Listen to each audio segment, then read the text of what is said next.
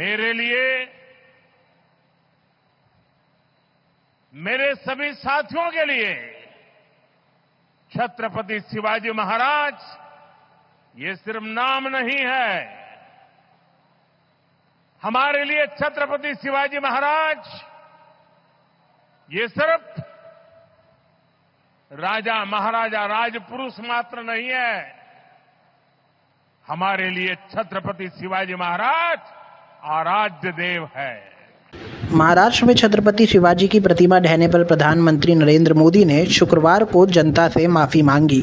उन्होंने महाराष्ट्र के लोगों से कहा कि सिर झुकाकर शिवाजी से माफ़ी मांगता हूं।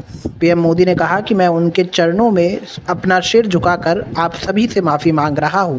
शिवाजी हमारे लिए आराध्य देव है। पीएम मोदी ने कहा, जब 2013 में मुझे भाजपा ने प्रधानमंत्री पद के लिए उम्मीदवार सुनिश्चित किया तो मैंने सबसे पहले रायगढ़ के किले में जाकर छत्रपति शिवाजी महाराज की समाधि के सामने ही बैठकर प्रार्थना की थी। और मैं आज सर झुका करके मेरे आराध्य देव छत्रपति शिवाजी महाराज की उनके चरणों में मस्तक रख के माफी मांगता हूं।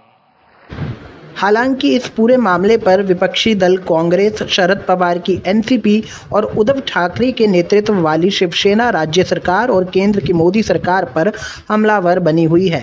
विपक्ष का आरोप है कि केंद्र की मोदी सरकार की भ्रष्टाचार की वजह से छत्रपति शिवाजी की प्रतिमा गिरी है। इस प्रतिमा को नौसेना ने स्थापित किया था। इस पूरे मामले में विपक्ष लगातार प्रदर्शन कर रही है। जिस तरह से छत्रपति शिवाजी महाराज के पुतले के साथ जो भद्दा मजाक किया गया है, प्रधानमंत्री से उद्घाटन करवाना था, एक बड़ा इवेंट करना था, इसलिए 3 साल जिस पुतले को बनाने में लग सकते थे उसको 6 महीने आपने करा दिया। जिस व्यक्ति को कोई अनुभव नहीं है उसे शिल्प बनाने का ऑर्डर दिया गया। क्या टेंडर निकला था? क्या किसने टेंडर निकाला था? कितने पैसे मिले?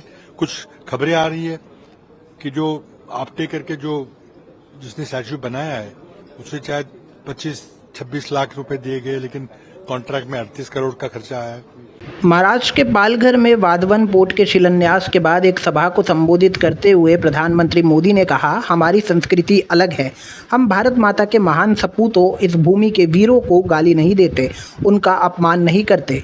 कांग्रेस वीर सावरकर को गाली देती है। ऐसा करने के बावजूद वे माफ़ी मांगने को तैयार नहीं, वे अफसोस करने को तैयार नहीं। महाराष्ट्र की जनता उनके असली इरादों को समझ चुकी है। पीएम मोदी ने कहा, एक समय था जब भारत को विश्व के सबसे समृद्ध और सशक्त राष्ट्रों में गिना जाता था। भारत की समृद्धि का एक बड़ा आधार था भारत की सामुद्रिक सामर्थ्य। हमारी इस ताकत को महाराष्ट्र से बेहतर और कौन जानेगा। छत्रपति शिवाजी महाराज, उन्होंने समुद्री व्यापार को, समुद्री शक्ति को एक नई ऊंचाई दी थी। उन्होंने नई नीतियां बनाई थी। देश की प्रगति के लिए भी काफ़ी फैसले शिवाजी महाराज ने लिए थे।